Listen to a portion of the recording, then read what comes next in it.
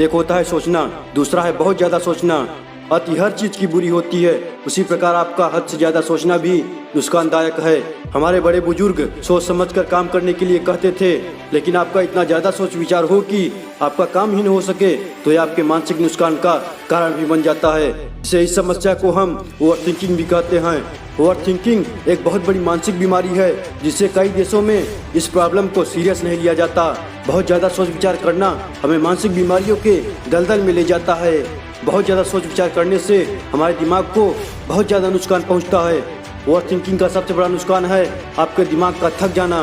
क्या हो जब किसी मशीन को स्टार्ट करके छोड़ दिया जाए, उससे कोई काम न लिया जाए तो क्या होगा? आपका नुकसान होगा, आपके बिजली का नुकसान होगा और दूसरी ओर आपकी मशीन भी गर्म हो जाएगी, जिससे आपकी मशीन खराब हो जाएगी।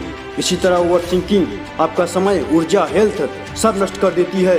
ओवर थिंकिंग से इच्छा शक्ति पर प्रभाव पड़ता है। ओवर थिंकिंग हमारी इच्छा शक्ति को कमजोर कर देती है, जिससे हम कोई भी काम परफेक्ट नहीं कर सकते।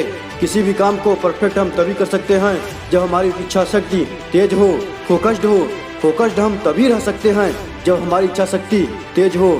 यह शक्ति आमतौर पर सुबह के समय बहुत तेज होती है। सबसे अहम सवाल अब यह उठता है, हम ओवर थिंकिंग से छुटकारा कैसे पा सकते हैं? हाँ, पा सकते हैं। कुछ ऐसे उपाय हैं जिसे आपको अपने लाइफ में इम्प्लीमेंट करना होगा।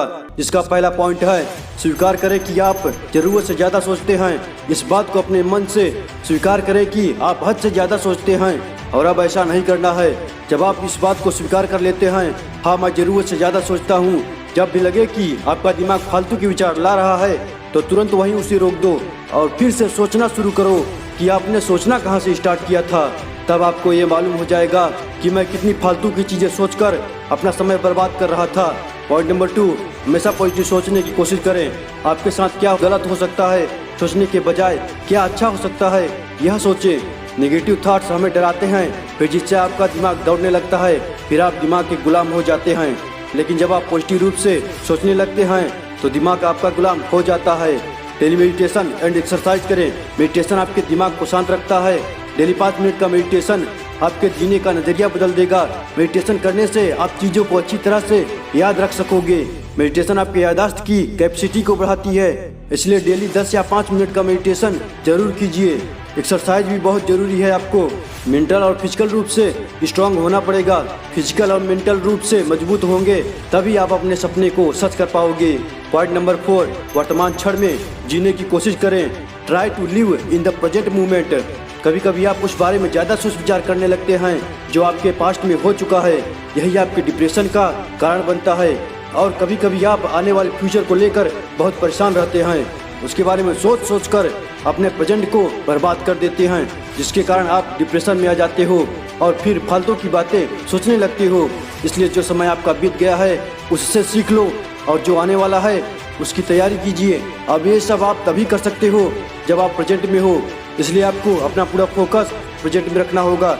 जैसे आप यह वीडियो देख रहे हैं तो केवल व केवल अपना ध्यान इस वीडियो पर रखें। पॉइंट नंबर 5, अपने पसंद की चीज़ें कीजिए।